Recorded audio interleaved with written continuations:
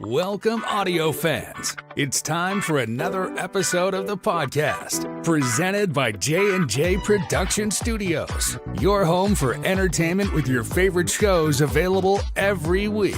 And now, it's time to begin in 5, 4, 3, 2, 1.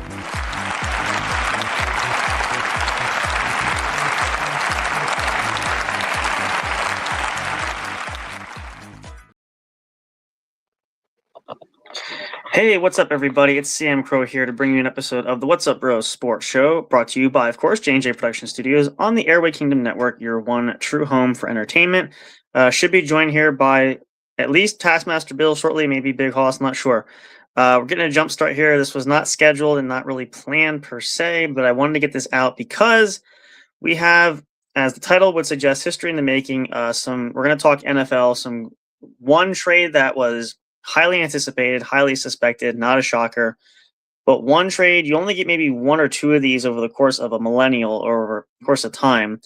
And that one actually happened today. And I will say it kind of caught me off guard. So we're going to chat a little bit about that, talk some grading about it, who won the deal, specifically the groundbreaking trade. How does it change the landscape of the NFL as a whole? All that great stuff and more. And maybe go over a couple other smaller details that we noticed there. If you haven't been keeping up, you can check ESPN too for more. Again, a lot of stuff has been breaking out there. A lot of great sportscasters. Adam Schefter.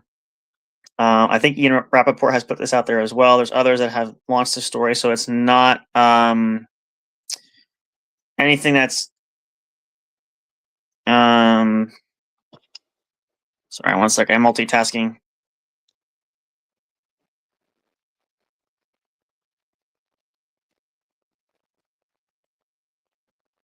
There we go. But I wanted to give my take on it and get some thoughts. These are huge. These are massive, massive deals. Well, at least the one is. So we're going to talk about. We'll talk about the lesser of two. We'll go over that, and then when we get hopefully one of the others at least, we're going to play a little. Who won the trade? What's the bigger? Who has the bigger impact? What does it mean for the two teams involved? Could there be any fallout, any blowback from the trades, etc.? So we'll start with the first one. We're going to announce what the trade is. I actually have to pull up the other one because I have to see. I know the deal for the one. Oh, perfect timing, actually. Hey. Okay, hold that thought. I'm researching. All right, perfect timing. We're just gonna have to. I got to pull up the numbers here. So. Yeah, I know that. What is it? I know what the give and take was for AJ Brown. For Myles Garrett, it's Jared Verse, a first next year, a second the year after that, a third the year after that. I'm just looking. Well, there you go. Taskmaster Bill just give us a surprise what it was. I didn't say what it was yet, but there. It's already breaking news anyway. So let's start with the first one because I want to do. We're gonna play this. I just said this before you came in. We're gonna play this. Who won the trade? How does it impact both teams? And especially the Myles Garrett trade, how that impacts the NFL as a whole. Because this is one of those, you only see one of these trades every millennia. Like, it doesn't happen like... Well, I would think it's of a similar grade to the Micah Parsons last year. Yeah, yes and no. I mean, the problem of it is, and we're going to get into that. I want to start with the lesser of the two. We'll save that for the big topic. Okay, we'll save that for after. Yeah, because I wouldn't necessarily call it lesser. No. This is smaller.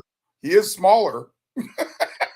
Well, when I say lesser of the two, meaning that this wasn't expected. There wasn't as much noise with the Micah Parsons made it known there was drama there with the whole Dallas situation. So that wasn't unprecedented because of the whole contract stalemate and all this stuff. And I know there was some things with Myles Garrett which we can touch too, but we'll start with the not surprising trade. I was actually expecting it. I called it. I wasn't expecting it to happen today. But sorry, I'm multitasking here. Everybody's apparently messaging me now. Stop it, Alexa. All right. Alexa was telling me to take my pill. And I told her, if you just take your little blue pill, you'll be okay. No, but then the laptop wouldn't sit in my lap. That's true. So the first trade, and the one that will probably not shock anybody, it was completed today. It was anticipated to happen anytime from today on, since today marks June 1st. The trade between the Philadelphia Eagles and the New England Patriots. The Eagles did, in fact, send star receiver A.J. Brown to the New England Patriots in exchange for a 2028 first-round draft pick and a 2027 fifth-round draft pick, which is, I guess, the better of the two that they have. No player involved, so Kayshon Boutte was not in a receiver swap. And I guess the pick is conditional too, depending on how the season goes. It could have some benefits to that as well. So now which one is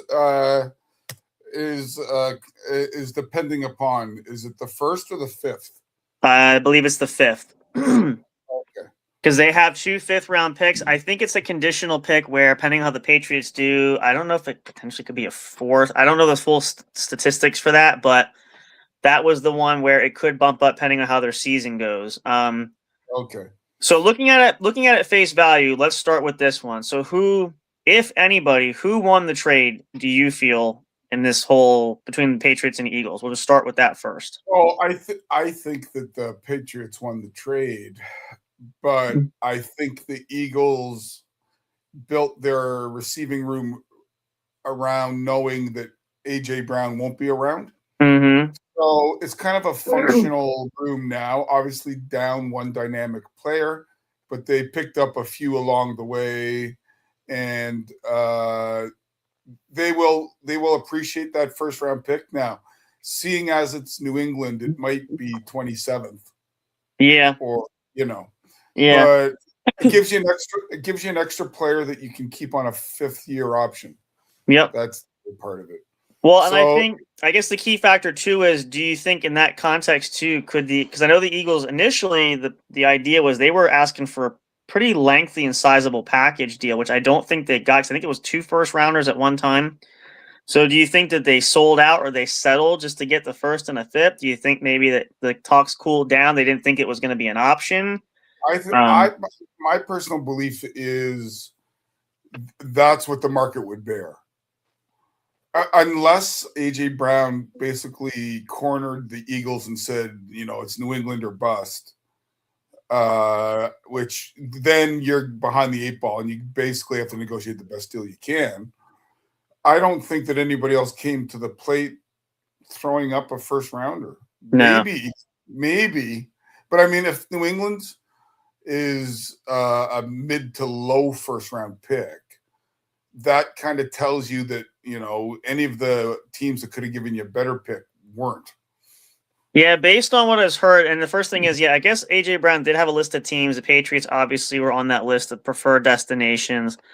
But see, again, the Eagles he really doesn't have much leverage other than to hold out, because they don't. There was really no pressure to trade him. They hold his rights regardless of what happens. But I believe, from what I heard, I guess Adam Schefter said, I think Ian Rappaport said it as well, there really was no other serious contender other than the Patriots. They've been pursuing this for the last 3 months now. I want to say something like this has gone on since before the league year even started. I think it was smart on the end of. I know a lot of people are saying, "Oh, the Eagles won the trade because they got it first and they fleeced the Patriots." This and that. I think they would have fleeced the Patriots if it was a 2 first-round pick situation. They didn't get that. I think it was a smart play for the Eagles because to avoid any potential drama, because like the Micah Parsons thing as mentioned earlier, there's going to be no. AJ Brown's already made noise once. He's going to do it again. I mean, what you got to think about is what is the cost of a locker room that isn't being bombarded by the same questions over and over and over, causes stability, tension, stress.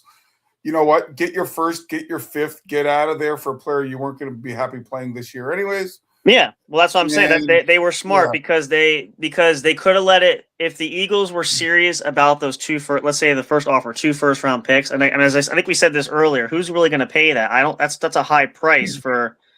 I mean, maybe somebody like. That's a move I could see the Raiders making. Yeah, they don't have. That's the thing, but the problem is their draft capital. They didn't have it there, and because they used the pick this year for Mendoza, so. Yeah. They could have packaged. They might be thinking, "Oh, we got a young quarterback. Let's build around them, and then we don't want to give up those picks, right?" They could also have said. I know there was rumor that the Eagles were interested in Max Crosby. There could have been some weird, I think maybe the Raiders would have had leverage if they were exploring that potentially. But I think for Philly, I initially thought perhaps the Cowboys, but they're dealing with their own stuff. they don't have the cap space. They got to worry about paying. They're still trying to figure out the deal with Pickens long term. So taking on that. What's AJ Brown's contract status? He runs. His contract is running through 2029, so he's got a few more years yet. Oh, he's got a couple. So it's not one of those last year contract. No, and the reason why the Eagles waited till today, which is June 1st, is they can now for their financial books, for their finances, they can split. I guess his $40 million of his contract, they can split that over the next 2 years. So from a financial standpoint, they waited now so that gives them a little bit of breathing room on their cap space and their salary books.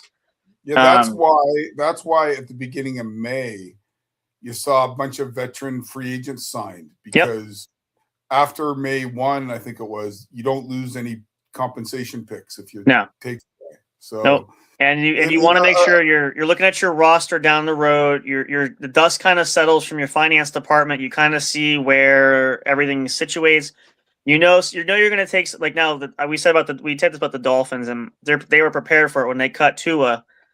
They take almost $100 million dead cap hit over the next 2 years, but they obviously are prepared for it because they have that in their financial books. So a lot of teams, that's why I say, oh, well, there's so many free agents on the market yet. Yeah, because you got to pay all your current players. You got to sign your draft picks. You got to, there's a lot of finagling from the GM standpoint, which is also why, again, I think it was smart for Howie Roseman coming out and just saying, you know what?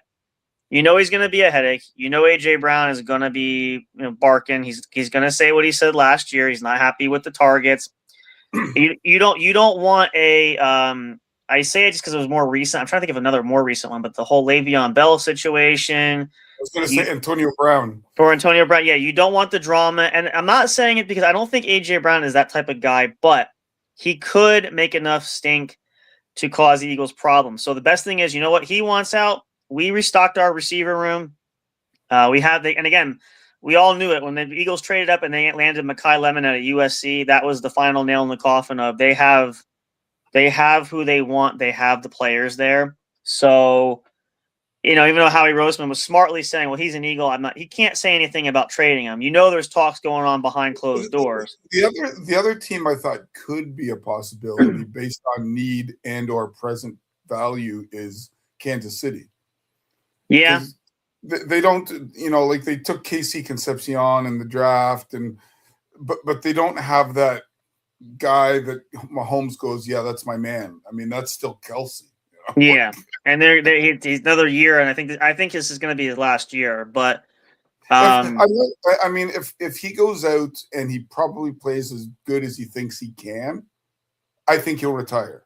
If in week 4 he blows his knee out, he may come back another year. Yeah.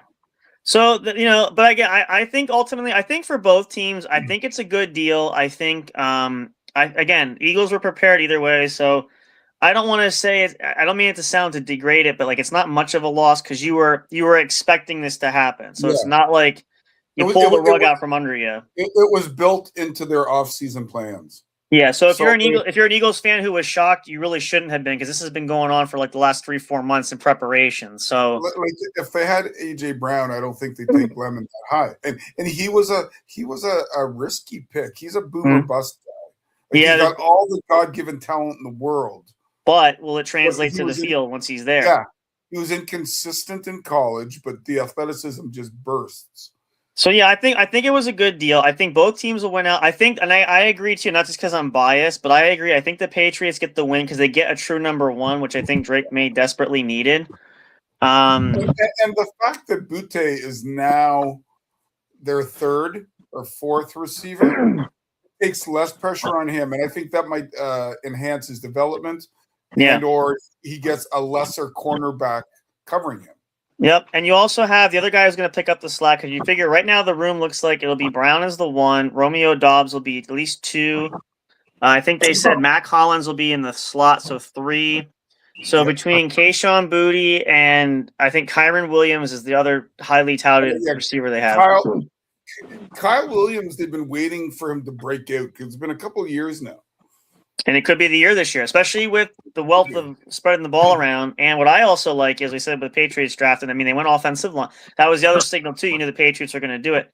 Everybody's been saying it. They didn't take a receiver in the draft. So what does that tell you there? They had no other alternative, but they took Eli Raritan, the tight end out of Notre Dame, I think, with him and Hunter Henry. I think the Patriots, the only question is their line. As long as that line stays healthy and gives Drake May a chance to throw to Brown and some of these other guys, it could be a profitable year. So I think the part nobody brings up, well, the smart people do, is the offensive line. I don't care how good the receiver is. May doesn't have time to throw the ball. Like Will Campbell was dog shit. He was horrendous. They're horrendous. And so, you could have Joe Montana back there to Jerry Rice, but if he's getting attacked, it don't matter. And the hope now is they did draft some young talent. Caleb Lamu was their number 1 pick there on the left at the tackle position. He will probably back up Morgan Moses, but he's going to be the replacement probably at right tackle because Morgan Moses is pushing 35. So he'll probably be a move in the next year or so. They picked up, what's his name, Vera Tucker? Elijah Vera Tucker. That's good depth on the interior. I would suspect him to be the left guard because they're not going to play that other kid who was the rookie at left guard. Rupchick. Yep. He didn't. He got bull rushed. They got manhandled there. So if you're going to leave Will Campbell on the left side, I think you put Vera Tucker with more veteran experience next to him to at least try to help combat in the trenches there.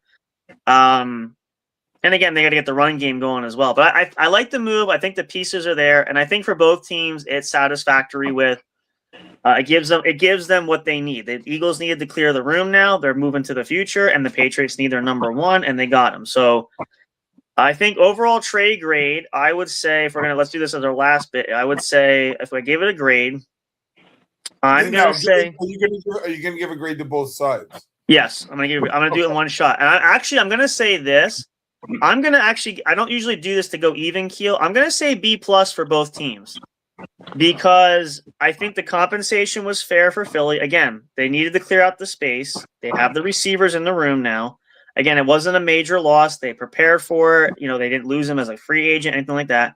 And the Patriots did not, unlike I think for Denver with Jalen Waddle, they didn't overpay for Brown either. They didn't give up 2 first-rounders. They didn't give up a first, 2 second, whatever. So I think that's really important. So I would say B+. You agree, disagree? You have a different grading for that?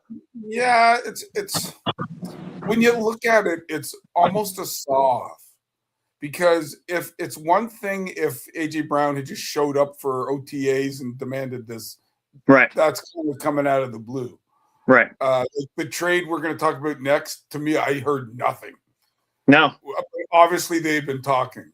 Yeah, but this one, as I said, their off season was almost predicated around. They started as soon as the off season. They were on the phone with each other right away. Like this has been going on for at least 4 months in the making. So, yeah, I mean they pick up Dontavian Wicks. They they pick up a guy in the draft. I'm sure they picked up. I haven't checked the. They have Hollywood Brown. They signed Elijah Moore. They have who else? There was Mekhi Lemon. Who's so they got at least they're 6 or 7 deep. And they picked up. I forgot who it was, but there was a guy that was like Green Bay's 7th or 8th receiver, and I guess they just Dontravian Wicks. That's who that is. Yeah. No. There was somebody else. Oh, well, Elijah Moore. I don't know if he was in Green Bay for a little bit. He was the other signing.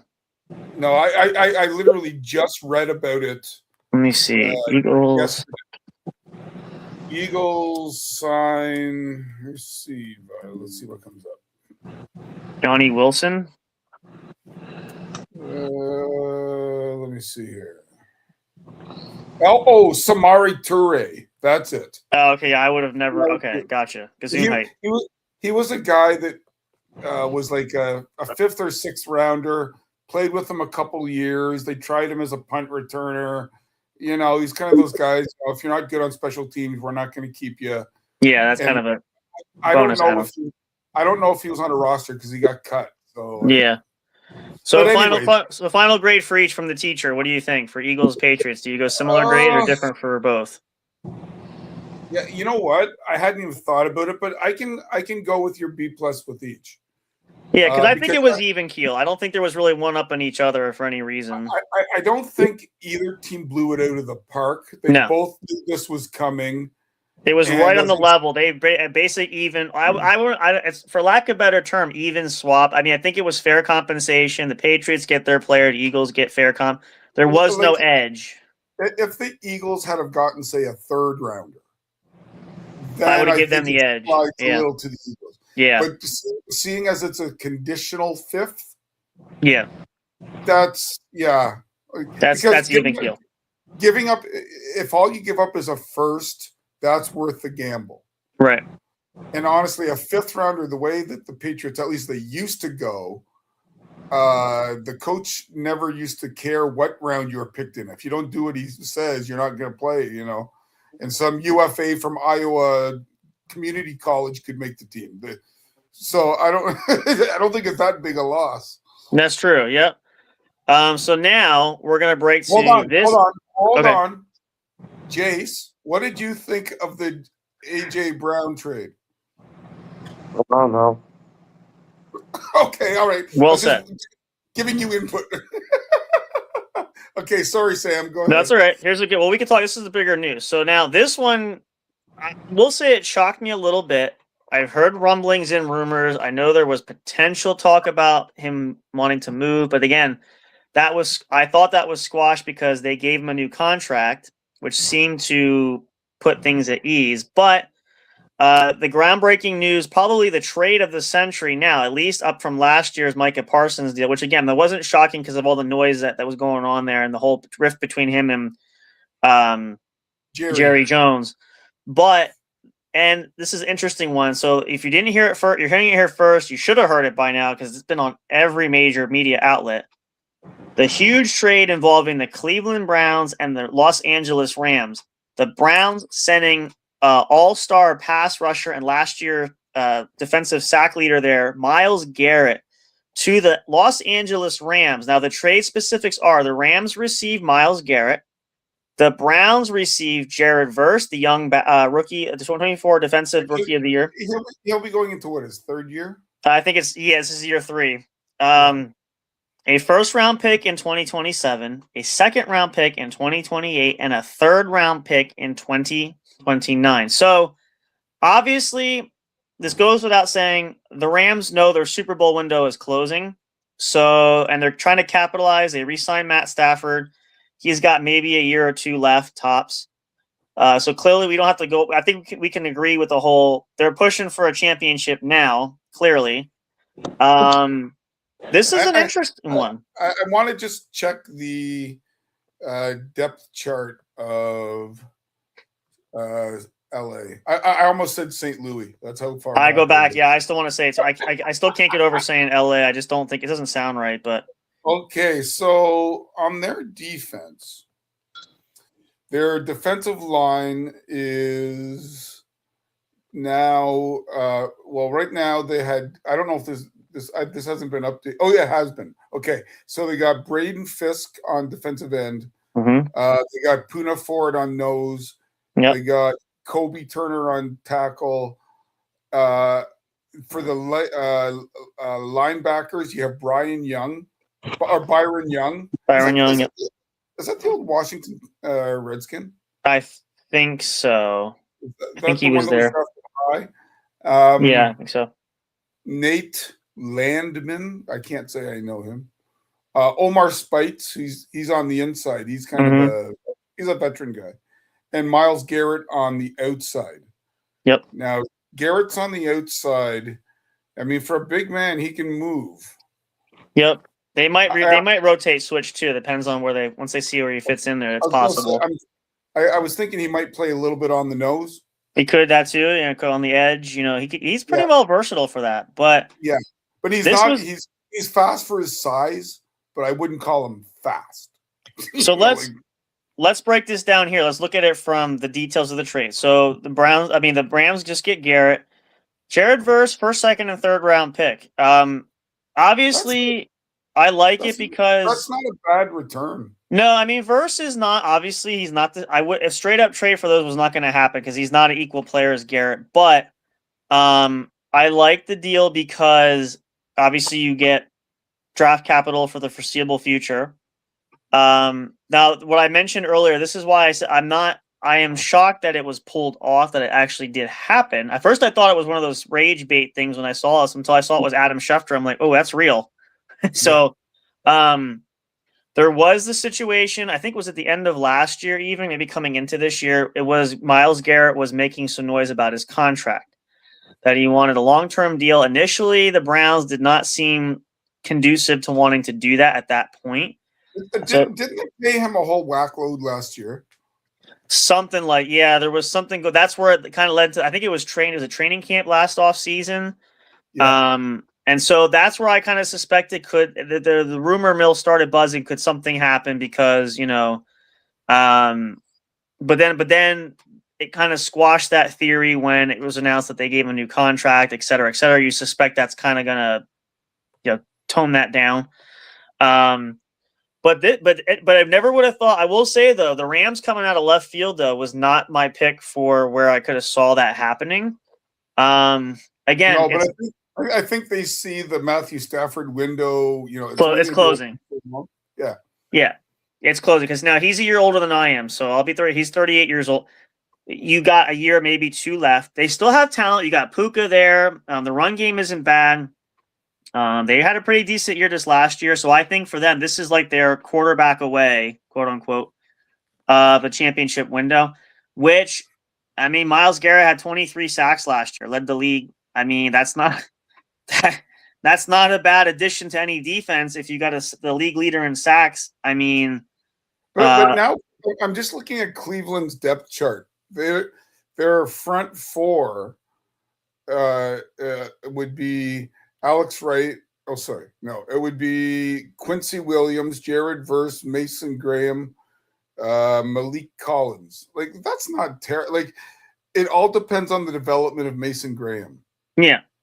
Well, and you know what? What I like about this too is now Myles Garrett is on the cusp. I don't know if he turns this year or beginning of next year. He's on the cusp of 30. He's not 38. He's 29 currently. Yeah. Why I say that is, which sounds funny to some people, is he's coming to that cusp of starting to hit the old age part for athletes anyway. So for anything other than offensive linemen. Yes. So for Cleveland's standpoint, I think it's a smart move because you acquire those picks. You get a 24-year-old who was a first rounder, so you got 2 more years of protection on that, and you can build through the draft. You got high picks for the next couple seasons. You could always either draft, you could acquire somebody else. I think for the Browns, they're looking at it as almost like I think what the Raiders attempted to do with Max Crosby is because I know this was one of the conversations that was had when the unthinkable was, would the Browns even entertain trading Myles Garrett? And the response from the anchor sportscasters was, as much as he's your star player, he's starting to age where you have to think about down the road.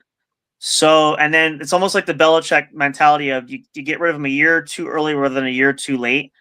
Yeah. So you're thinking at this point for Cleveland, and you don't want, and the other thing is a guy like that, and I said this from basketball terms, like we know obviously like for Boston, for example, signing Brown and Tatum and stuff, they paid the supermax deals. You can't let these guys walk out the door for nothing. In the same context with Cleveland, since they got that deal done with Myles Garrett, I think it's through 20. Let me look it up. I can tell you in a second. I know they reworked it. If memory serves, he was rattling the chains last year at training camp. I gotta go. I want to go to a winner. I want a coach that hears me. Blah blah blah blah blah. Well, his main thing was he wanted to renegotiate his contract, which Cleveland seemed to dig their heels. They weren't going to do, which is why I suspected a holdout less than a trade, etc. You could see the pattern, But then they gave it. So his current contract, a 4-year, $160 million extension he signed last year. So he's 3 more years. Yeah, give or take. Yeah, there's probably a 4th year added in there somewhere. The contract features. Even if towards the end of that contract, if Myles Garrett becomes say in the last year, a rotational pass rusher, he'll still be valuable. Garrett is on a contract through the 2030 NFL season. I saw a picture today, and it was Myles Garrett standing beside Aaron Donald, and on the top it said, "Should Donald come back?" If it was a year or two earlier, I'd say it might be possible, but at this point, no, I don't think so. Because this year it would be 3 years since he's played. And I'd say give or take, yeah. Now, what's interesting is, and this tells you too, that Garrett had to have some input here. The contract features a rare no trade clause that Garrett will retain in Los Angeles, so he probably had to help negotiate where he wanted to go. Obviously, because you have to waive your right in order to be traded. You don't hear about that much in football. Hockey, it's very common. Basketball, it's probably negotiated in for some. I can think of one other player. Can you think of? I can think of one more recent player who had a no trade clause. Can you think of one? I'm being sarcastic. As somebody who's a legend in the franchise that I tend to root for. Oh, did Tom Brady have a no trade? Yes, he did. Did he really? And when he went to Tampa Bay, when he signed that 2-year, $50 million contract back in 2020 after the trade from New England too, he specifically put in and want a no trade clause so that Tampa Bay could not move him. Because from everything I've heard, and I mean, it's only through the media, Brady wasn't that happy his last couple of years. So why? The no trade? Well, the thing was, I'm sorry, he was signed when he signed there. He wanted a no trade clause because he wanted to finish. It's because every player has a different. There's different reasons why. Now, same reason, like, again, not to mix the sporting there, but with Boston, when Boston acquired Kevin Garnett, he had a no trade clause with Minnesota. He had to approve the team. He knew there was a contender. He wanted to go to a contender, and it cost the Celtics 2 first-round picks, but he agreed to waive his no trade clause so that the Timberwolves could complete the deal, which is an incentive for him because he wasn't going to win a title, and he knew he wasn't going to win a title in Minnesota. He's been there how many years, and they hadn't won one.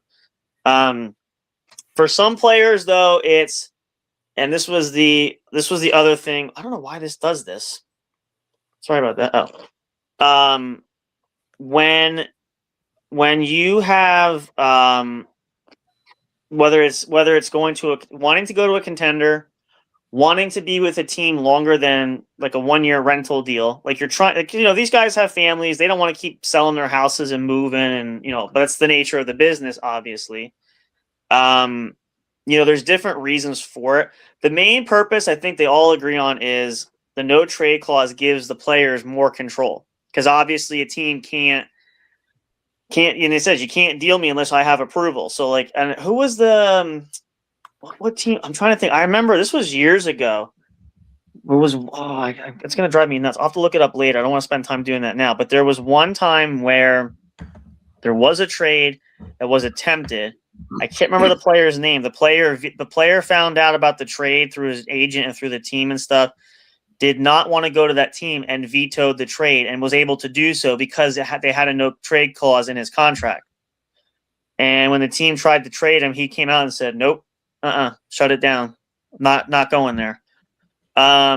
So it's more of a control factor. But now looking at this, swinging back just a bit here, back to the whole deal is, this gives the Rams their Super Bowl depth at defense.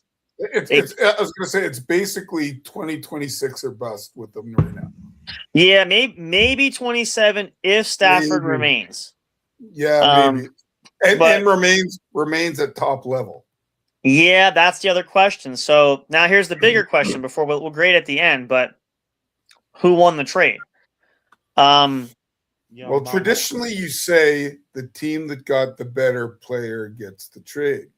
Yep. But in this situation, because it's Cleveland, they know they're building for. If they don't care about there's no a winning window for them necessarily. I mean, it was your mama that won the trade. Yeah. Cleveland's got a new coach this year in Todd Monken. Yep, Todd Monken.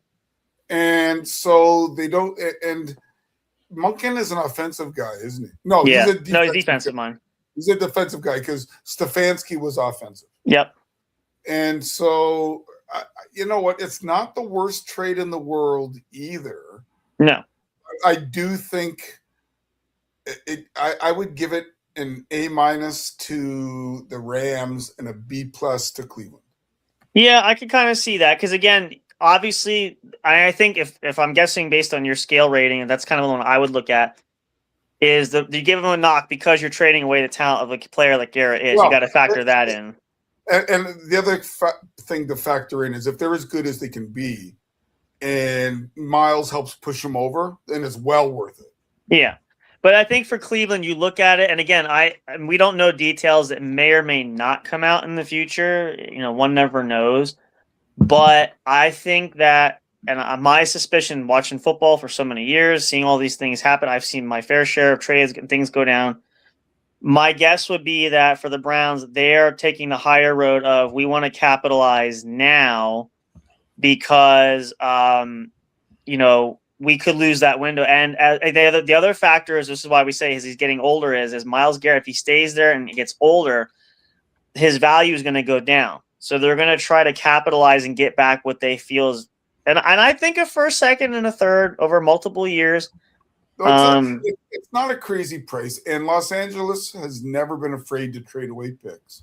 No, and again, we strictly from they're trying to win now, and obviously it's not a secret. Everybody knows that their window is right now. So what else do you do to I would think you'd have to put them among the top 3 NFC teams. They'll definitely win the division. I think that gives them a huge boost because I think their only really competition there is going to be the Niners, but. Adding Myles Garrett there, that just completely turns that table a little bit. Do you think there's anybody in the East? The Giants, the Cowboys, Washington. I mean, you got to give Philly's going to be there. I still got to give Philly AFC. Oh, AFC. Yeah, that's right. I'm thinking, what am I going? Or you mean for the AFC, you mean, or the NFC? No, the NFC East. Yeah, I mean, I think the Eagles are going to be there. I mean, you got to give Detroit's been there. I mean, I think the Bears. But see, again, with Myles Garrett, though, I think it's a nightmare for whoever's behind center back there. And again, you move him around on either side of the edge. You could platoon him going back and forth. You could put him back there. He could come in the outside linebacker. I mean, that's a tall order for any offensive line, if we're going to be honest. The other thing, a player like Myles Garrett. Why does this keep changing? What's flipping? It's I don't know why. Yeah, there we go. Oh, the background. The other thing that trade does is, let's say, for example, the other outside guy was getting double teamed last year. Well, now it frees that guy up. Yep. Like Green Bay last year, when Parson was there. What's the defensive lineman on Green Bay? Rashawn Gary. Mm-hmm. The games where Parson was playing, Gary got like 4 sacks, I think it was 4 or 5 sacks. Yep. Once Parsons went down, I don't think Gary got a sack. Now the big question is, and I want to pull this up because I heard this topic mentioned, and I think that's what I was starting to do here, is the impact on the salary cap now for the Rams in acquiring Myles Garrett. Obviously, I'm going to go take a shower and get ready for our next episode. All right, yeah, you do that. I'll let you know a little bit later. I got to shower in a bit too once we're done here. So go ahead. We'll catch up. I mean, the other thing is, I lost my train of thought. I have no idea what I was saying. That's all right. I want to pull up the let's see. Salary cap implication for. Oh, that's what it was. Either they had the room, or they're either trading someone else out or releasing somebody, because you don't make this trade willy-nilly.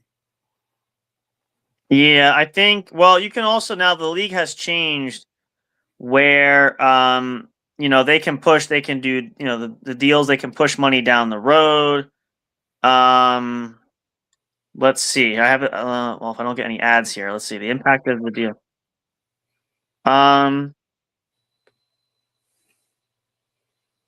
Okay, I hate when these videos. Okay, so the salary. This is an article on Rams Wire. It says the salary cap is practically a myth to Los Angeles Rams under Les Snead and Tony Pastors.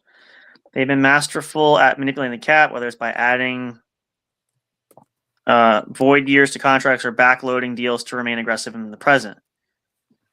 Let's see, Jim Williams. Okay. Blah blah blah blah. So fortunately, Los Angeles has the cap space to fit him in, doing so fairly comfortably too. So they had the room. Is that what they're saying? Yeah. So it says that's because the 4-year, $160 million contract Garrett signed in 2025 is manageable for the next few years. So according to Michael Giannetti of Sport Track, these are Garrett's cap hits with the Rams over the next 4 years of the remainder of his contract.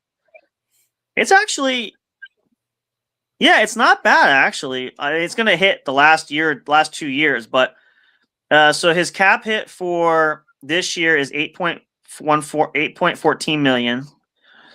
In 2027, it's 16.6 million. In 2028, it's 21.38 million. In 2029 and 2030, the last 2 years is the highest cap hit. It's 57.99 million. And then in 2031 is a void year. Yeah, the cap hit is 16.43 million, which that would come off the books anyway. Now, the other end of this is, so let's see, Garrett's what? Let's say 20. Let me see, actually, I can tell you. I want to be specific. Is he 29? Yeah, I want to see Myles Garrett. I want to just make sure we got this correct because I can tell you. No, he's 30. How's this? He's 30 now. He will be 31 in December. Yeah. Okay, so the thing about it is that he's 30 now, okay? Yeah. And let's say he has 2 more years where he gets between 18 and 23 sacks or whatever. That towards the end, making 57 million, he won't be at that level anymore. I don't care who he is. He's not going to be. Well, that's the cap. Well, here's the that was going to say. Here's the thing. So what you're basically looking at, if you break this down, and I've played this doing the Maddens and stuff. When you play GM for this, this is probably how the Rams are looking at this right now. Now, that's a current contract. We know contracts can be renegotiated at some point. If I'm the Rams, if I'm Les Snead at this point, your focus is over the next 3 years through 28. Okay. Because if you include this season, next season, and even the 2028 season, because obviously he'll play through that contract. That's your primary focus. Now, as you come into the off season in 2029, and pending on I don't know. I haven't looked at the team because you still got Puka there. You still assuming Stafford is there, which I doubt it by 2029. And McConkey. And Matt McConkey, which one?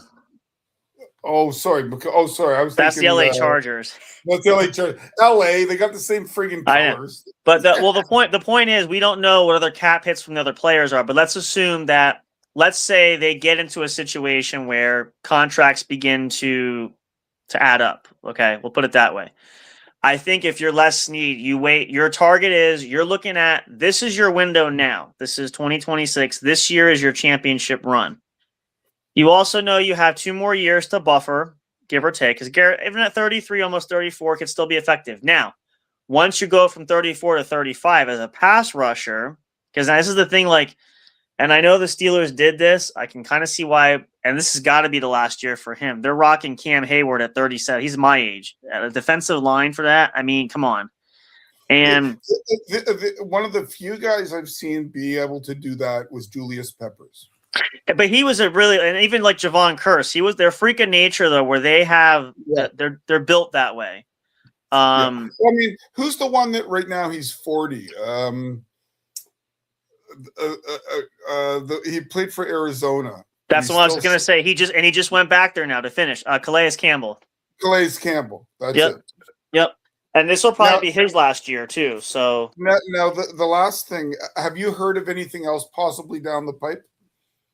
From what standpoint? From any other teams, any other trade so that's interesting too. So let's just some minor deals. We saw Odell Beckham Jr. signing with the Giants. He's gonna probably finish out. I didn't even see that. Yep. So they re-signed him. When was he last in the league? With the Dolphins 2 years ago. Was he? Yeah. I was going to say Cleveland. Yeah, no, he played with the Dolphins. This is probably, and then Baltimore, he was there. This is probably going to be, now he's coming back to New York, so he'll probably, it's a 1-year deal, so he'll play this season. I think he's 35 this year. So this will probably be it, last run. Because the rumor in Green Bay land is they're looking to sniff around Josh Sweat because Gannon had him in Philly. Yeah, I mean, that's right. They hired him as defensive coordinator, didn't they? Green Bay did, yeah. It could happen. I mean, now see, Green Bay is one of those old school teams. They're not known to be flashy. They don't tend to make, except for the Parsons. That's probably the first one in more than a decade. But they released Brandon McManus and Nate Hobbs, and so that's $9.5 million sitting there. So they're making room for something. Yeah, there's got to be something happening. Or they're putting it towards a Christian, what's his name's extension. Christian Watson. Christian Watson or Tucker Kraft both need extensions. So it's going to be used for either the trade or the extensions, one of the two. I think another interesting one to look at now, there's always rumors circulating. I'm trying to think of some of these other players. I think a lot of things could happen once the season starts too, because obviously injuries and things kind of force team, or they dictate certain team directions. I'm trying to think. Well, obviously, let's see the Brown deal. Who else was a bigger deal this year? Now, well, the one other interesting deal is, and I think this might spell the end. So Russell Wilson actually has agreed to. He's going to agree to a deal with CBS as a broadcaster. So seemingly putting his. Yeah, so he had an offer from the Jets, but he didn't officially retire though. No. I think the expectation is he's putting his career on hold. However, he is 38 years old, so you got to, if you don't come back, like say next year, I think he'll take this year off broadcast. If he does not come back next year, I think he's done. He can play in the CFL or the UFL. He could do that, and maybe that's an option. But that was an interesting one. And then who else? I'm trying to think. Getting ready for the Calgary Stampeders. From Wisconsin, Russell Wilson. Yeah, 39, 40 years old. Yeah, I'm trying to think who else was what was the talk of the. I think we'll see out of camp too, because there's probably going to be more rumors of players are going to want new That's the other thing is whenever players get new deals or they move places, they always get bigger contracts, and there's always other players like, well, I want to be paid more than that guy. So that usually causes speculation with problems. I think it'll be interesting to watch whoever makes the playoffs or a team that could be close could probably make a deal. I don't know who else is on the move at this point. I mean, again, there's a lot of players, and it could be players we don't even know about. There could be players that might surface. The one thing I did research recently, being a Packer fan, if it isn't obvious to everybody, that if Josh Jacobs is suspended. Yeah. That I was looking to see who was available on the free agency that still hasn't been signed. Mm-hmm. The biggest name I could see that if he's healthy could fill in for a year, Nick Chubb. Kareem Hunt. Jeremy McNichols is available. But there's not a ton. You know what? I used to like hockey when Patrick Waugh was goalie. Mm-hmm. I loved Patrick Waugh with Montreal. Fantastic. He was my favorite player back then. I think if you're Green Bay in that situation, for me, and it's nothing against the other guys, Kareem Hunt is a nice bet because he's pretty reliable down back. Chubb tends to be hurt more, and he didn't do much with Houston. If Chubb is right, because he basically sat out, he only played a handful of games last year. Right. If he's right, he won't be as good as Jacobs, but he can mimic the role of Jacobs. Yeah, they're going to need somebody. I mean, again, assuming that pans out that way. I mean, now, again, the other thing is you got to watch because you never know. Now, we're not through training camp yet, so there could be bigger names that are cut that don't make the roster where Green Bay could say, you know what? We don't know. You know who's still sitting out there that some of the Packer fans, Taysom Hill is unsigned. Well, you know what? We laugh, but they could use the depth there. I mean, but he's what? I think he's my age, actually. He's got to be at least 34. No, he's old. I know he's older than that. Let me see. But the funny thing is, Green Bay originally, I don't even know if they drafted him. I think they brought him as a UDFA. And New Orleans. Yeah, he was in. Yeah. Well, no, but he was in Green Bay first. Oh, was he? and Green Bay just cut him. Like he was just he played the practice squad 1 year, and then the training camp they were like, no, we don't want the guy this big playing quarterback. Okay. Yeah, well, he's 35, so that's a potential for depth. I think in Green Bay's case, if you have a shot into the playoffs, I think they could. Yeah, I mean, if you can rival with the Bears, which they could potentially. Nothing's a given, but I think if Jordan Love can just bloody well stay healthy for all season. Now, I think one team you should be watching, and I'm just going to throw this out there. This is pure speculation. I don't know anybody in the organization. I don't know.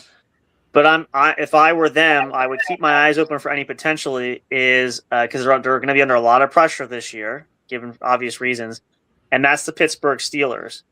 Because now you did invest. You have Michael Pittman Jr. there alongside DK. Rodgers obviously is back for this year. This is going to be it. Rodgers to the rescue. This is going to be it, though. He said during the press conference, this is it. So my thing is now watch and see where Pittsburgh is maybe mid-season, see what their playoff hopes are, assuming they make it or if they're close. Keep an eye on them to make a trade because they've done it the last 2 years, I think. They had something. I mean, they made that deal. They brought Ramsey in. They had deal for. I think with them, they're going to wait the first half of the year and just see where they're at. Well, that's what I'm saying. You're going to see midway. If they're 3-5, they ain't, No. But here's what's interesting. I'll throw this name out. Who could they move maybe to play? Now, I guess it depends on where they need it. Now, his name has been floating around. I heard the Packers, but possibly for this too, but I don't think they're going to swing this. What does Pittsburgh do with TJ Watt? So he's going to be. Nobody wants him because high salary, injury, just about the wrong side of 30. They're not. I think he's 31. Let me look. 31. Yeah, so he is on the wrong side of 30. But I don't. I think what's going to hurt teams. He's 31. He'll be 32 in October. What's going to hurt is, and I think if you're Pittsburgh, you also same problem with Cam Hayward. You're not going to command a huge big pick for a 37-year-old nose tackle. It's not going to happen. If you're going to unload and retool, the other question with Pittsburgh is does Rodgers survive the whole year as a quarterback? I think he does. You assume, but if let's say they're 6-7, and they're probably not making the playoffs at that point, you throw Will Howard in there. I mean, I'll say this. I would, as much as that would make sense, I think for Rodgers, if you are saying this is the last ride, which is what he's saying, and knowing that, and I will, like I said, I'm not a huge Aaron Rodgers fan, but I respect, he's got that Brady-esque vibe of the competitiveness. He's going to want to be out there to finish. And if he's going to go down, he's going to go down with the ship. Kind of like last year when they lost in the playoffs. You're going to go down. Now, if it's risk injury, he might not. But I think knowing it's your last ride, you go out all the way. But the question, if he gets hurt, he knows he'll get his knee looked after, and then he won't play again. He's definitely not. The question, like I said, for Pittsburgh though, is you just have to be sure of: is it Will Howard? Is it Mason Rudolph? Is it the other kid that they drafted? Like, are you going to be set at that, or is there somebody coming up next year? I don't think it's going to be a deep free agent class. You got to prepare for life after, because you can't keep this. They're not going to weasel. I don't think they're going to eke out another year after this, especially if they don't make the playoffs or they fall short again. Because if you're Rodgers, you don't want to keep taking a career hit that way by losing in the playoffs. I think they're going to groom one of either Howard or Drew Alar. I know they like Will Howard. They said that McCarthy likes him too, so maybe. And it wasn't that long ago, coming into this year in college, that Drew Alar was talked about by some as a first rounder. He's got the physical tools. He's just inconsistent. Mason Rudolph is your perfect Jimmy G backup. He's a band. Yeah, he's not a starter. No, he's not. He's not your long term. He's Doug Peterson holding Brett Favre's clipboard. That's what he is. Wasn't a bad backup though. There, I mean, no, a guy that can step in if you need to, but you don't want to rely on him. See, now I think the thing for Rodgers, which I think he's going to understand at this point, because I know he knows this issue because he was there with Favre, and Favre said, "I'm not babysitting you. I'm not here to be."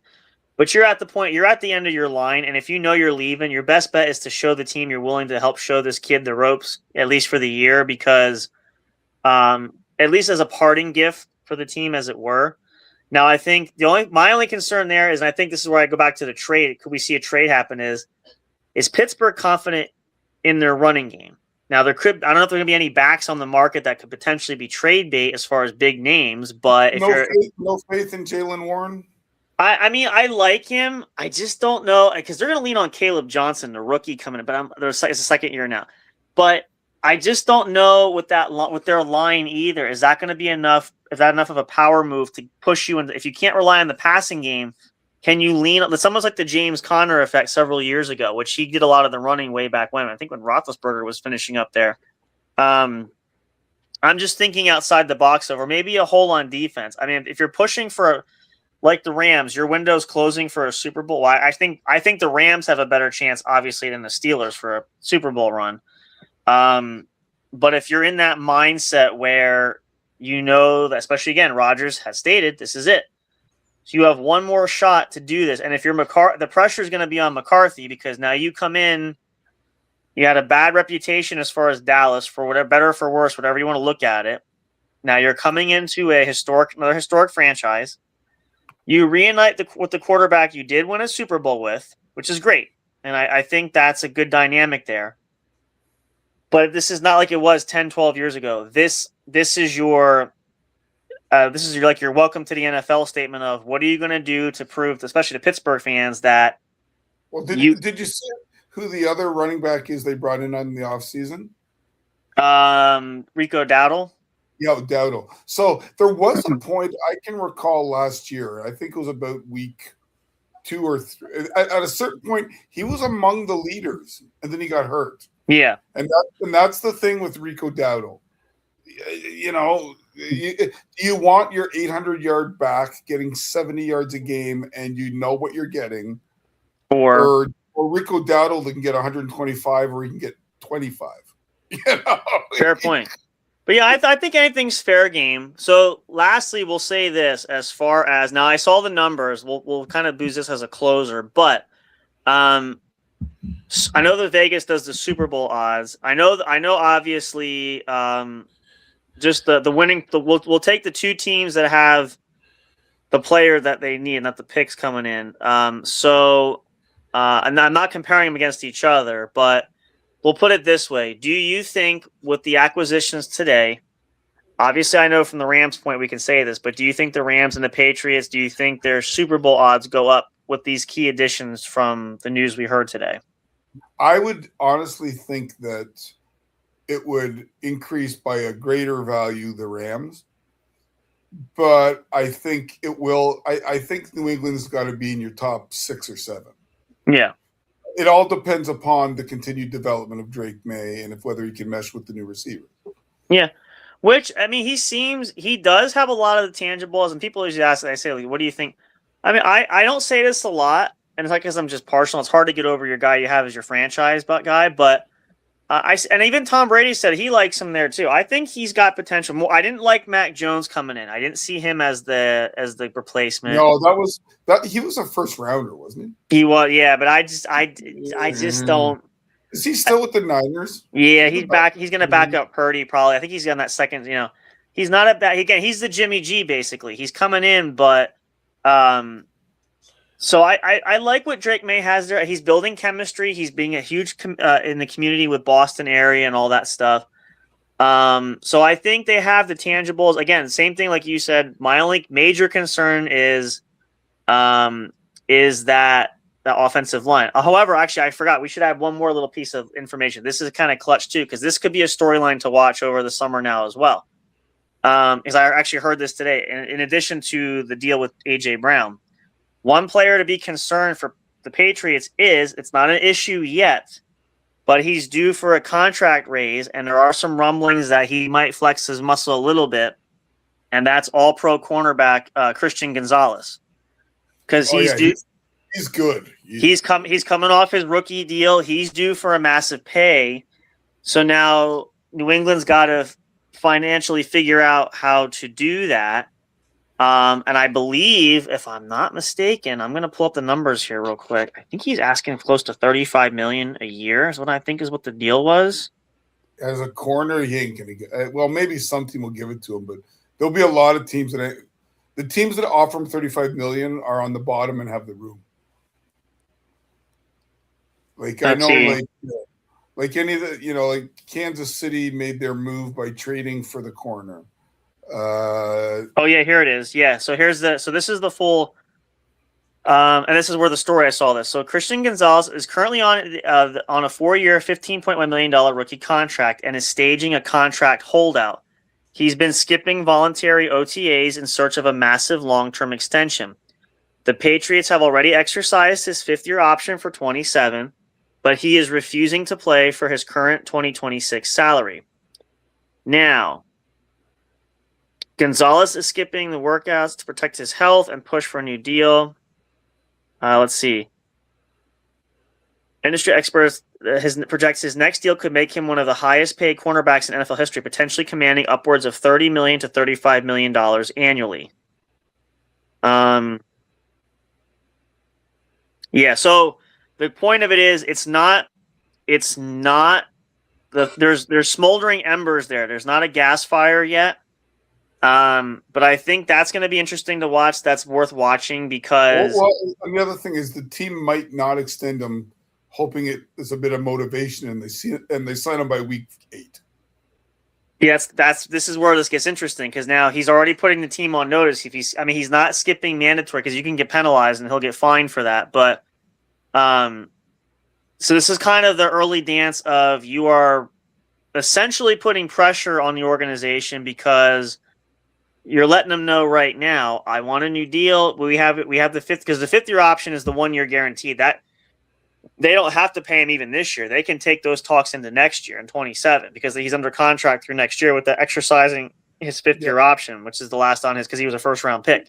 Which will be cheaper than you would get elsewhere. I think it said his 5th-year option. I think that maximum it tops out at that $15 million. So it's not like it's not going to be. It's nowhere close to what.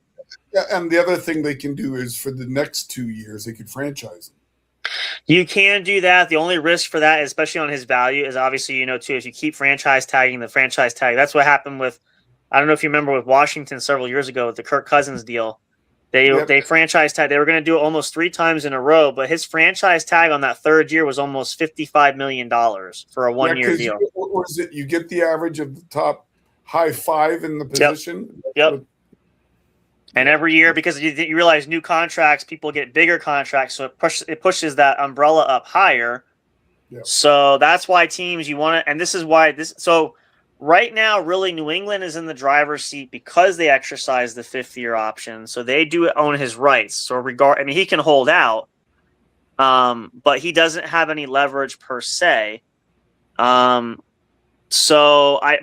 don't foresee him being. From what I can tell I don't foresee him being one of these diva players that he's going to do like the Le'Veon Bell one is the one that always gets me and it always probably will. I mean, there's been a lot of holdouts over the history of the NFL, but to throw away. I remember when Matt Leinart was a rookie and he held out because back then there was no slot, right? Yep. It was not uncommon for the first rounders to hold out. But now, was there one last year?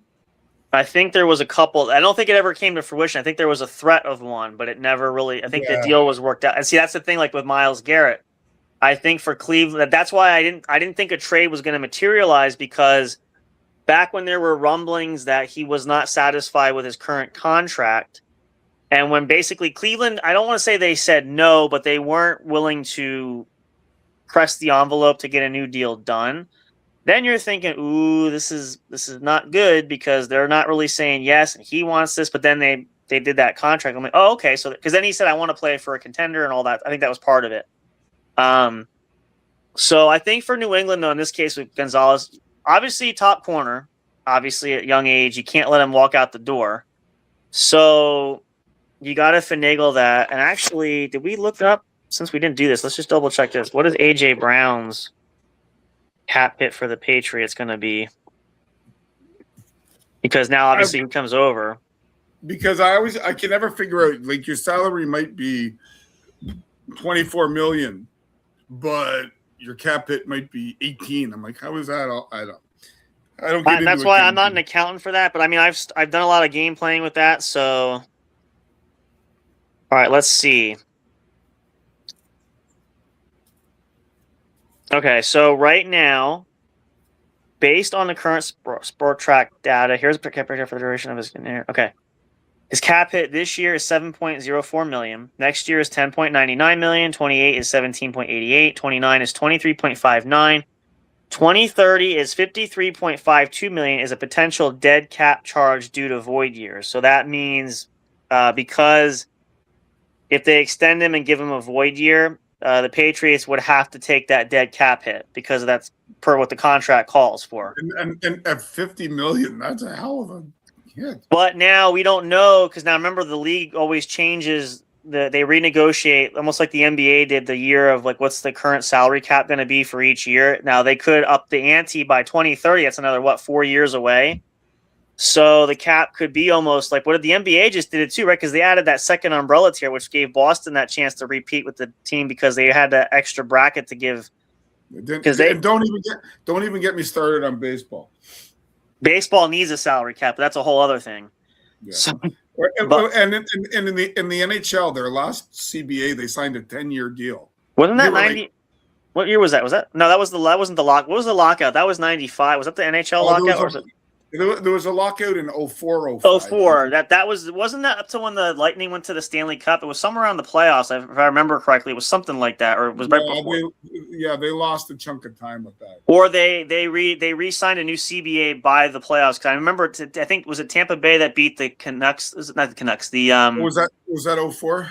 The Avalanche, yeah, Lightning in the Avalanche. That's what led to that stabbing in the parking lot of the playoffs. I remember that. That was overshadowed the whole. Hockey thing, that was torts. Yeah, yep. Anyways, but yeah, so we'll have to see. How do we wrap this up in a nice bow? Well, we'll say this. We'll first of all say congratulations to all the teams involved for the NFL trades because obviously everybody got what they wanted because otherwise the deals wouldn't have manifested. And we wish everybody, whatever, if that's one of your teams. They've obviously been sitting on it a while. Yep. So, and if it's your team, congrats. If not, we wish all the teams well. It's going to be interesting. The 2026 NFL season should be interesting, which actually starts pretty coming up. We're only what? Is it next week OTAs? OTAs, yeah, I think the veterans report and all that stuff. I know they've been having rookie camps, but I think the veterans show up now too. So yeah, because the rookies, I think, basically get an extra 2 weeks to absorb the playbook. They have to learn. They got to go to the classroom. They got to catch up, which will be nice. But we'll see. But you guys know we always report it here. Anything late breaking. That's why we did this episode because obviously this was groundbreaking and it happened today. So we want to make sure you heard it here. And let us know which team you support. Yeah. And what's your prediction or prognosis for their upcoming season? As a Green Bay Packer fan, realistically, I would love to have a 13-4 season. There you go. Now we don't know if the Lions will bounce back. We don't know if Caleb will stay and healthy in the Bears. And we've got McCarthy and Murray fighting for the quarterback job.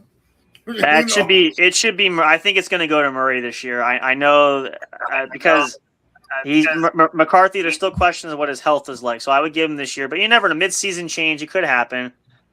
We are going to do. I thought about this, and we can put this on. You don't have to do this now, but if you want to design this, we did this. We haven't done this in a couple of years, and now that there's more of us, and maybe we can get some other friends if we want to play. I'd love to do a fantasy for the football season coming up this year.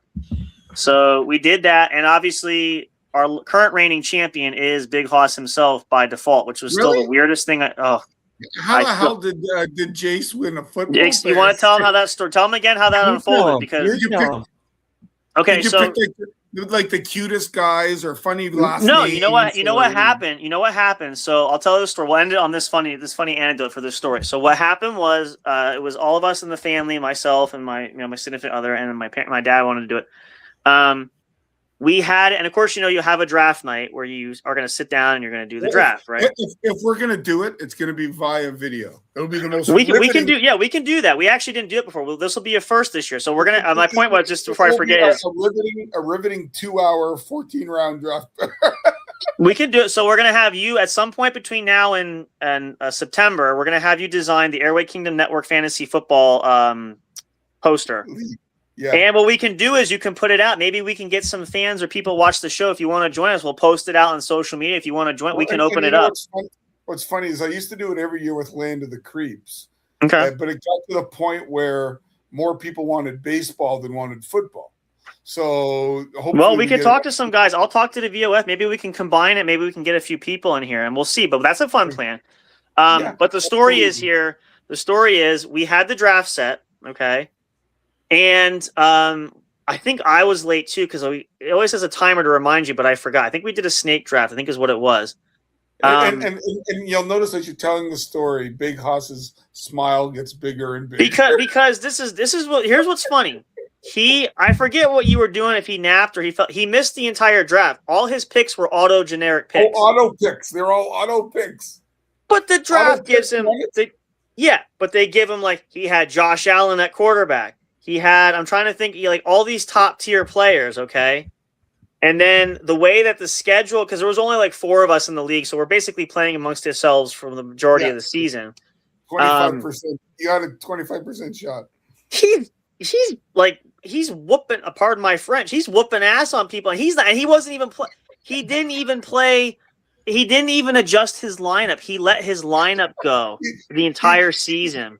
He never covered the bye weeks or no. And then he had players. He had 1 week where what do we have? I think it was 10 players. At least half of his roster was out on bye week. And he didn't half the roster, and he still wins the game. So got to the finals, rode the coattail. I forget. I wish I could remember who all you had. You had pretty high tier players. I know Josh Allen was the quarterback. Some mid, just a good comment. But players every week. And so we got to the final. I think the championship you won by I think it was 2 or 3 score game. Like you were up by he just had this hot streak running. And then the last tail end of the season was we just gave up just let him have it. Cause at this point it's he had horseshoes up his rear end. I remember even that one game he was going up against me, and here's me. Now I'm the sports person. I'm sitting there. I got to sign this guy and cut this guy. I got to move this player over. This player is on IR. I'm trying to see who's out in free agency to give me the best shot. I'm trying to, that gives you the projected score. I'm trying to balance out the numbers and make it closer. Yeah. I did my due diligence. He does Jack Diddley squat, and he beat me by I think he beat me by I don't know, 15 or 16 points. It had to be one of those games where Josh Allen threw for 2, ran for 1. I didn't even want to look at the stats. I couldn't even watch. I'm I don't even want to watch this game. I was watching the game, but I don't want to watch the fantasy game because I can tell. And I'm looking on it going, oh, my God. Why? And I'm looking at They never invited me for another one after that. Well, we never did. Things just didn't work out. We didn't do it after that. But it's okay. Chase couldn't tell you who his tight end was. Or No. He's and then he goes later. He goes, "Oh yeah, I forgot about the draft. Did I get anybody good?" Okay, all right. So what we'll do is nothing but Cleveland Browns and Oakland Raiders or Vegas. Raiders. I wish. Now, what we'll do is, lastly, I'll put this out there because I've been wanting to do this, and now that there's enough of us to play, I will put this out there. Whoever wants to do it, but we will get, if we all compete in this league, we will get a fantasy trophy for the winner, and the winner gets to have that. So we talked about doing it. So this year we will do, if we can play this upcoming season, the winner will receive one of those, If you go on Temu, they have fantasy trophies. They do. They have, Amazon has them too. You can get them for $30. Yeah. The other thing some people do is the belt. We can talk whatever you guys want to do, or if we want to get the thing is, I have won a major money league a couple times, and my wife does not want them in the house because you get some pretty risque team names. Let's just say. Oh, okay. Over the years, because you put the thing right, but I don't care. We'll do so. I think the trophy's safe, and we'll engrave the team name for the winner. That way, you have, if it's your team, you can, we can do that. That'll be fun. We'll talk more detail about that later. But that's something you guys keep an eye open because if you want to play. My buddy Mike had a team called Anal Town, and he won it a couple times. I play with my brother-in-law had a league. I did it with some of his friends, and we did that. We actually did a couple of years, and one of his best friends, he's a big Eagles fan, and this is the whole Zach Ertz bit when Zach Ertz was there. But his hold on, his team name was My Ball Zach Ertz. I've got one team that I've had for a bunch of years, and I could probably get you in on it. And I this was pre-AI before, so I came up with the name Clitty Clitty Bang Bang. That's if we're not getting copywritten for that, that's pretty good. I was probably 6 beers deep at that point, and I thought it was the most hilarious thing I'd ever. So I've kept it. I would guess we could do that'd be fun. But yeah, so we'll call it. So we're gonna have the Airway Kingdom Network Fantasy Football League this year. So that's what I'll call it. Anybody out there who has any desire to play, and here's the pitch I always make: you don't have to be a fantastic football fan. No. You just have to know. Like, football isn't as big on analytics, but if you can play the numbers and you can project how teams are going to do, you can't predict injuries, you can't predict wins and losses, but you can predict based on past experience who's going to do well, and you can make a guess as to what rookies or second-year guys step up. And I used to do all that. I don't know if I would do it this year. I did the last couple of years. I got like the magazine to do stat numbers. I tried to crunch numbers. You can do that. Here's the thing to think about, and this is what people usually ask me when you draft. The key thing is you got to look at I'll give you this little bit of advice. Now, what we also are going to say is we're not going to make this a cutthroat league there, so you guys can play. It'll be like, we're not going to be strict with, a lot of guys, I see guys play for blood, like they cut down the roster. Like, if you got a guy out, you can't play, or there's only, like they have the IR spots for, like, if you had COVID, you could put players on IR. Like, we're not doing that stuff. We're not going to make it bloodthirsty, but a couple of things to consider is look about the one key fact is, you want to make sure you draft well as far as the player positions that score you the most points, i.e. like offensive players are going to give you more points as opposed to, say, your defense. Now, doesn't mean you can't get points there, but, do some research there. It'll give you something to think about as well. And again, we can always help. If you want to engage us in chats and stuff, we'd be happy to give you some tidbits. But just have fun with it. That's the whole idea. It's a great way to have fun. It's a great way to meet new friends, meet new people. We have plenty of connections elsewhere. We can get a whole big party going, so you'll have plenty of people to engage with. What's fun, for example, I'm in a baseball draft right now with industry insiders, guys that work for ESPN and Yahoo and CBS. Really? You've been holding out.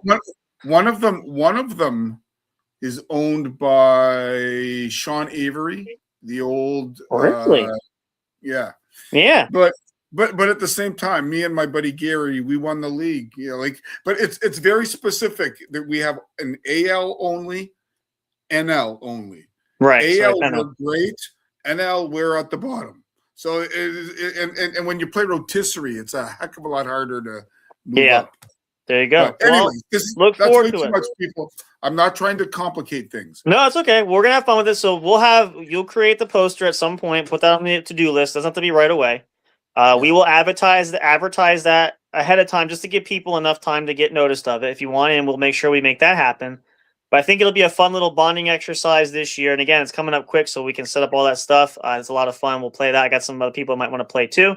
So we'll make a big thing of it. We hope you guys will enjoy that. But big news today. We wanted to share it with you all. So hopefully this helps you out. Again, any latest, greatest news, if it's important, if it's huge, as soon as it breaks, we want to be just like any other major outlet. We're going to tell you about it first here. So you may have heard it before, maybe you didn't, but we want to get it out there just like everybody else. So stay tuned for more. My last word will be, right now, as a sports person, sports gal, sports guy, you've got the NBA championships, you've got the Stanley Cup. If you're not a basketball or a hockey fan, watch it now because this is at its best. Okay, so let's end it here then. We'll do this for fun. So now, since I forgot about that. We'll bring this up. So let's say, first we'll say, who do you have winning the Stanley Cup and how many games? I will take Vegas in 6. And I'm not doing it because I just think they're a better team. But no, I agree with that. Carolina is a very disciplined, very veteran-laden team. Yep. And Rob Brindamore is a good coach. Yep. So It's not I going like to that. be it's not going to be a Colorado Avalanche, but I think Vegas will get it in 6. That's what I like. I'll go with that too. Now, how about NBA action in the I championship? am going to go San Antonio in 7. Interesting. I am very curious the defensive setup the Knicks will have for Wembanyama, because I don't think is Karl Anthony Towns 7 feet. Do they have a 7 foot? I think he's If he's, let me see. I think he's 7. He might be like right at that cusp. Because I don't know that they have anybody that physically matches up with him. Yeah. And I mean, it's one thing to be big like Zach Edey, but it's another thing to be 7'4" and you can shoot. Yeah, let's see. How tall is Wemby then? So Towns is exactly 7 foot. Wemby's 7'4". Let's see. Actually, they said 7'4". Yeah. So it's probably going to be Towns because he's 7 foot. That's going to be your best option. Yeah. And that's still a little undersized. I don't know if they'll, have him try to move around so that he can't always be in a spot. Maybe they're going to have to man on man. Whatever. I'm gonna say my surprise for you is gonna be I'm gonna say the Knicks in 6 actually, and the only reason why I'm saying that is I know Wembanyama is there, but if the Knicks have a shooting free for all like they did that last game there for Cleveland, if they can drain threes out there, because even if you have Wemby out there, if you can't guard the post or guard the wings out there, if they're raining down threes on you, that could be the edge that the Knicks need to overcome. Playing in the post. The other thing I saw the other day is I guess Coach Popovich, he's obviously not going to be coaching anymore. I think his days as a career coach are over. No, I think he's been a special assistant. I think he's going to probably retire after this. Is probably going to be his last. But he was in there giving motivational speeches. He was in there giving strategy. It might be one of those win for Pop kind of deals. So, but it could go. It's going to be a good series either way. So yeah, I mean, it's a great story. What has it been? 52, 53 years in the next. So it's going to be 53. It was 1973, I think. 53 years. Yeah. 53 years. Yep. So yeah. So I mean, maybe you'll get your Willis Reed coming off the bench. Maybe could that be Towns? Maybe. Who knows? Maybe you'll get like John Starks or Amari Stoudemire or Carmelo. Time will tell. Who knows? But the big question is, what do you guys think? Let us know if you want to comment. Give us your thoughts. Give us your insights. Do you agree? Do you disagree? Do you want to fight? You want to fight about it? No, I'm kidding. Do you think Oak City should have beaten San Antonio? Ooh, that's controversial. I'll just say this lastly briefly. I think I thought they were going to. I think they had the edge. They just kind of I think the Spurs, I mean, give them credit. They climbed back. So. Yeah. There's always next year. That's the old saying. I really like Lucius Dort. I think he's a pain in the ass defender, but they obviously couldn't contain Wembanyama. They're built for the future, so we'll see how that goes. Oh, lastly though, we'll do one quick ad as our exit here because I know we want to share this. We do have a date now. Let me see. Did I save it? I think I saved it. Oh, I gotta find it. Yeah. We want to share that because that's actually coming up quick. Since it is June 1st, we got it's about 3 weeks away ish, give or take 2.5. I can't. Wrong one. Okay, that's the old one. Let me take that one off, actually. I know I downloaded it. Let me see. Did it save there? No, it didn't. Where the heck did it go? Let me just see real quick. Did I not download it? 1 second. 1 second. Henry the Eighth, I am. Henry the Eighth, I am. Interesting. Why can't I? Is this gonna be one of those? Is it a PDF? Or did you not do that in PDF? I don't know. Bet you $10 it's not. Okay, well, it is the lemon juice challenge. We have a date, so I'll have to see. I have to see where you found it. You want to convert it? Yeah, I might have to convert it. Okay, well, you guys. All right, I'll put the other one back just for now. I mean, we did have one with a date on it, but it might have been the format. So it looks just like it's the same thing. It just gives a date. So we have the lemon juice challenge is coming up for 3 No, this one is it. This one has the date. Oh, it is. Okay, there we go. Look at that. Okay, so we have a date. It is going to be shown live on June 19th, 10:30 p.m. Eastern Time. Make sure you guys tune in. If you want to participate, you can. Could be interesting. We don't know what's going to happen, but it's always fun, and we have to chug. So we're going to fill up. I'm thinking the whole bottle at least. We'll have to see. We're going to do. I was going to say I don't know, like half a glass that's a drinking glass. I do have shot glass. Maybe we could do a shot glass where we'll talk specifics. We got about 3 weeks, but you guys mark your calendars now because you don't want to miss it. It could be a lot of fun. We're still trying to pick a challenge. Someone's got a barf to bring up ratings. I don't know who it's going to be, but I think it's going to be somebody who's not on the screen at the moment. Probably is a safe bet. But we hope you guys will tune in for that and be sure you check it out. It's going to be awesome. We're planning for a new Pod Squares this Wednesday. Hope to see you guys there for that. New Take a Hit podcast Thursday, as well as Three Amigos on Friday. And, of course, more What's Up Bro stuff this week. So make sure you guys like, subscribe, follow us everywhere. Do the whole thing. You guys know the drill. We'll catch you guys on the next Uppity Up. And, again, for the What's Up Bro Sports Show, anytime Fast News breaks, you'll be the first, hopefully the first to hear it here. But we'll get it out to you as soon as possible. So, for all of us here, thank you guys for watching. We appreciate that. We love and, of course, appreciate always the support. Whether you've been here with us for a long time, whether you're just tuning in now, whatever it is, we take all kinds. We love you guys all so much. Appreciate that. Looking forward to much more coming up down the road. It's going to be awesome. Going to be amazing. Hope you guys are just as excited as we are. But until next time, good night there and goodbye for now. And, of course, you guys know, and as always, until next time when we see each and every one of you at the show. Salutations. Ciao, ciao. Bienvenue. And, yeah, what he said.